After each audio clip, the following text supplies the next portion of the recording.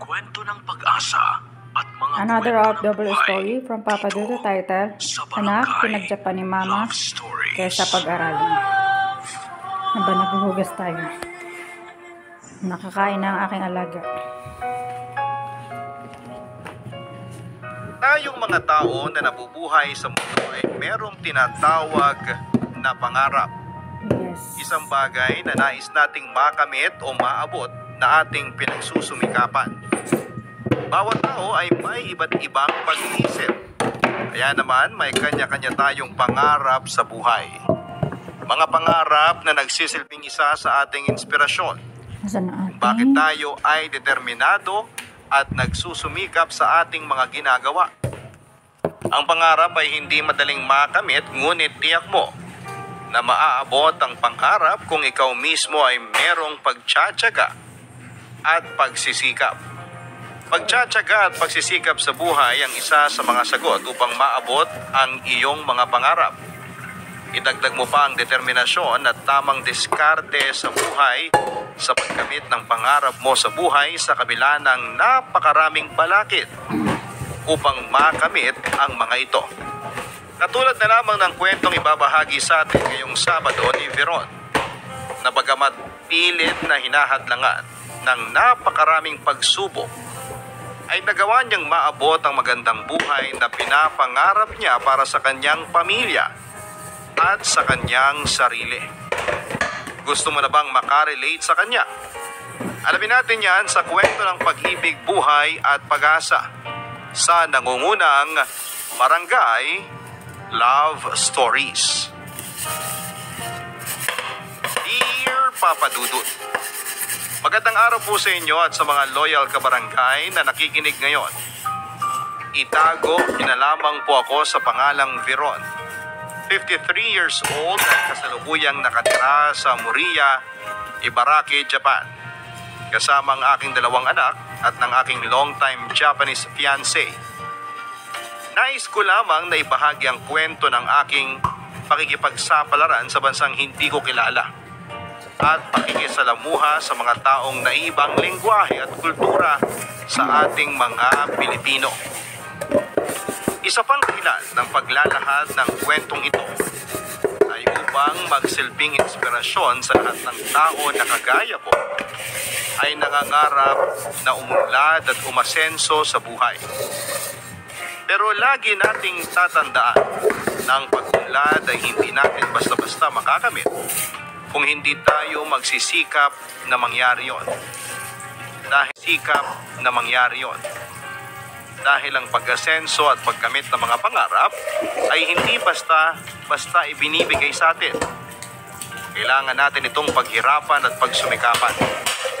At sisimulan ko na ang aking kwento kung paano nga ba ako napadpad sa isang dayuhang bansa upang makipagsapalaran.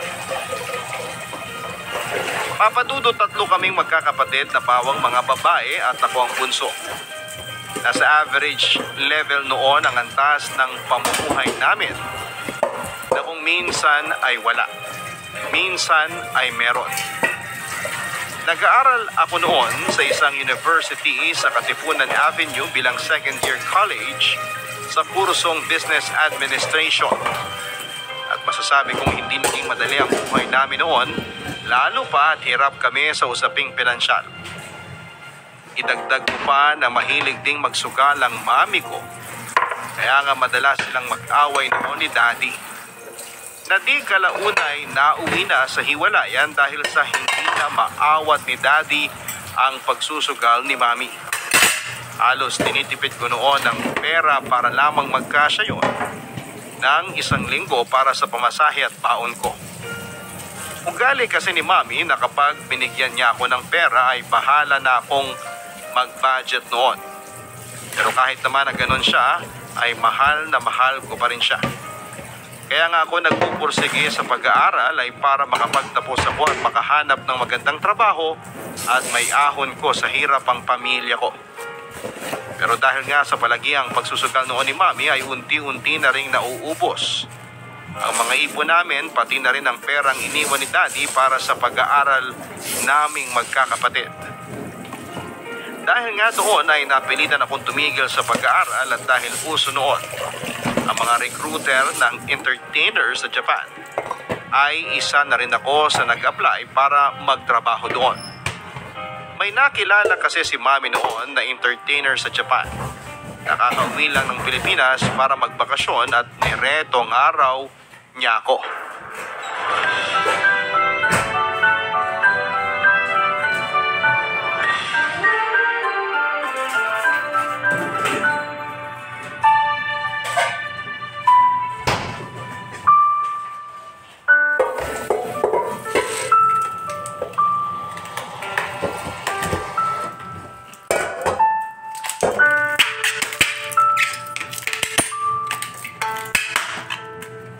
Pasensya ka na, anak, at hindi ko na kayo kayang pag-aralin lahat.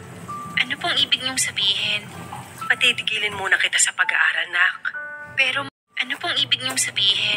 Patitigilin muna kita sa pag-aaral, nak. Pero mami, alam niyo po kung gaano ko gustong makapagtapos ng pag-aaral. Alam ko naman yon. Kaya lang nasa second year ka pa lang naman eh. Ang mga ate mo graduating na pareho. Kaya kailangan nilang magpatuloy sa pag-aaral. Mami naman eh. Kahit wag niyo na po akong bigyan ng pangkain ko, pamasahe lang po okay na. Basta maituloy ko lang po yung pag-aaral ko. Nak, kahit pamasahe, wala na rin ako may bibigay sa'yo.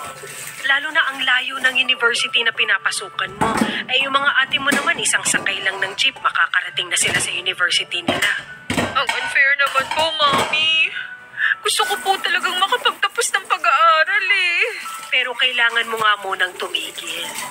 Pwede mo naman ituloy ang pag-aaral mo pag nakatapos na mga ate mo. Nangako naman sila na pag-aaralin ka kapag nakatapos na sila. Eh kung mag-part-time job na lang po kaya ako para mapag-aral ko po ang sarili ko. At anong trabaho naman ang papasukin mo? Katulong, tindera, janitress, servidora.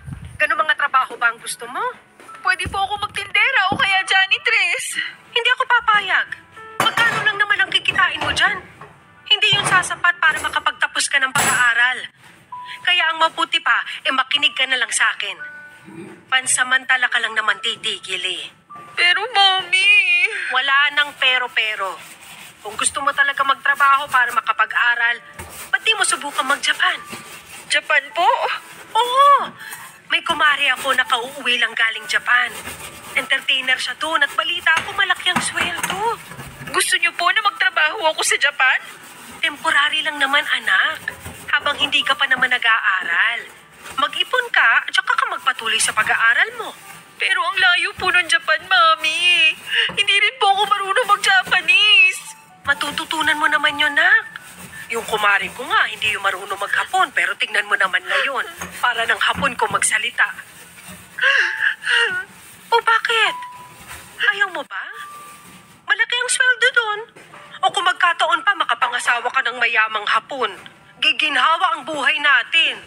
Hindi ko naman po kasi alam ko ano magiging kapalaran ko doon. Anong magiging buhay ko doon? Baka mapahamak naman po ako. Ano ka ba, nak? Tutulungan ka ng kumari ko.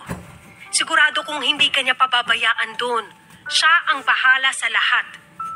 Nangangailangan daw sila ng entertainer. Malay mo naman. Ito na pala magiging swerte natin. Swerte mo. Pwede po bang pag-isipan ko muna? Ay bakit pag-iisipan mo pa? Eh kasi ayoko pong lumayo sa inyo. Huwag mo kong alalahanin dito, nak. Huwag mo kong alalahanin dito, nak. Pagkakataon na to. Kapag sinwerte ka sa trabaho mo sa Japan, hindi ka lang basta makakaipon para sa pag-aaral mo. Mabibigyan mo na rin ako ng maginhawang buhay kagaya ng lagi mong sinasabi sa akin. Kaya ko naman pong gawin yun kahit nasa Pilipinas ako eh. Pero mas mapapabilis kung sa Japan. Wala na tayong babayaran na kahit ano. Si Kumari nang bahala sa lahat ng kailangan mo. Pag-isipan mong mabuti, nak. Sige po.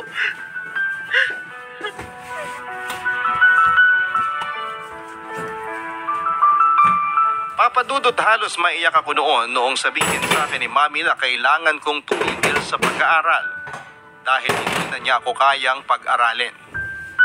Sa totoo lang ay kaya ko namang mamasukan habang nag-aaral kung yun lang naman ang tanging paraan para maipagpatuloy ko ang pag-aaral ko. Pero dahil sa hindi pumayag si Mami ay wala akong nagawa. Kung hindi ang pumayag lang, lalo pa at wala rin naman akong ibang choice. Desisyon pa rin naman niya ang masusunod sa bandang huli. At hindi ko rin alam kung susundin ko ba siya na magtrabaho muna ako sa Japan para makapag-ipon, kaya sinabi ko na lamang na pag-iisipan ko. Pero kung ako ang tatanungin ay ayaw ko dahil unang-una sa lahat ay malayong malayo ako kay Mami at sa mga kapatid ko. Pangalawa ay hindi ko kabisado ang kultura ng mga Hapon at ang pananalita nila. At pangatlo ay natatakot ako, Papa Dudut, na baka makatagpo ako ng mga yakuza doon. Base kasi sa mga nababasa ko sa mga libro at napapanood ko sa TV, ay kinakatakutan daw ang mga yakuza. Nalaman nga ng mga kapatid ko ang balak ni Mami na ipadala ako sa Japan at hindi sila natuwa. Sinubukan nilang kausapin si Mami dahil masyado pa raw akong bata para magtrabaho at sa ibang bansa pa. Pero hindi rin nila natinag ang desisyon ni Mami. Dahil kaming magkakapatid ay sobrang masunurin kay Mami, kaya naman kung ano man ang nagiging desisyon niya, ay sinusunod namin kahit na labag yon sa kalooban namin. Ilang buwan nga simula nang matigil ako sa pag-aaral ay graduate na rin pareho sina Ate Rachel at Ate Lou, habang ako naman ay undecided pa rin kung magtatrabaho ba ako sa Japan. Isang araw ay nabigla na lamang kami sa sinabi ni Ate Rachel na siya na lang daw ang pupunta ng Japan kapalit ko, total ay siya naman daw ay malakas ang loob. Hindi nga kumontra roon si Mami at gaya ng napagkasunduan ay wala kaming binayaran kahit na 5 duling. Dahil sa kumare na ni Mami ang sumagot sa lahat ng gaano kaganda ang lugar na yon at kung gaano ka-organized ang lahat. Sobrang linis din daw ng paligid, hindi kagaya dito sa Pilipinas na kung saan-saan ka na lamang may nakikitang kalat. Sa pananatili nga roon ni Ate Rachel ay sinabi niya na gusto na raw niya roon. Kaya naman sumunod na rin mag-Japan si Ate Lou. At hindi rin nagtagal ay ako naman ang sumunod noong taong 1990. Sa una ay nahirapan akong makisalamuha sa mga tao roon. Lalo pa at hindi naman ako nakakaintindi ng Hapon, kaya naman ay nagsasalita ng Hapon. Pero hindi rin nagtagal ay nagustuhan ko na rin ang trabaho ko roon bilang entertainer. At dahil nga 3 na kaming nasa Japan ay unti-unti na naming na iparenovate ang bahay ni Mami na ikinatuwa niya ng gusto. Lagi rin kami nagpapadala sa kanya ng pera para makapag-happy-happy siya. Hindi naman lingid sa aming magkakapatid na mahilig sa sugal ang Mami namin. Pero dahil mahal namin siya, ay gusto naming ibigay sa kanya yung mga bagay na alam naming makapagpapasaya sa kanya. At nagtatrabaho kami dahil gusto naming makabawi sa kanya. At sa ilang buwan ko nga na pagtatrabaho noon sa Japan, ay nakilala ko ang Hapon na napangasawa ko noong taong 1993. At kalaunan ay binayaan kami ng 2 supling na parehong babae. Mabait naman ang napangasawa kong Hapon, Papa Dudut. Ang problema nga lang ay hindi ko nalaman kaagad na adik pala ito sa sugal. Nalaman ko lang ang tungkol doon nang isang beses ay isa sa mga katrabaho niya ang nagsabi sa akin na hindi nga raw ito pumapasok sa trabaho dahil nagtatago ito sa mga pinagkakautangan nito nang dahil lang sa pagsusugal. Wala naman akong kamalay-malay noon dahil ang paalam niya sa akin ay may out-of-town project sila, kaya naman hindi siya nakakauwi sa bahay. Yun naman pala ay baon kami sa utang. Halos manlumo ako nang malaman ko ang kabuang halaga ng mga inutang niya. Sinubukan ko siyang tawagan at kausapin noon na harapin ang problemang ginawa niya. Pero ang sabi niya ay natatakot siyang makulong. Bilang mag-asawa kami at kasal, ang utang niya ay utang ko na rin. Kaya naman problemado ako kung saan ako kukuha ng ipambabayad sa utang namin. Kaya naman iyak ako ng iyak noon nang makauwi na ako ng bahay. At inabutan ko pa ang anak kong panganay na si Mariko na gumagawa ng mga homeworks niya. Kahit nasa Japan, lumaki si Mariko ay napakahusay niyang magtagalog. Dahil simula pa lang, nang matuto siyang magsalita ay Tagalog na ang salitang ginagamit ko kapag kinakausap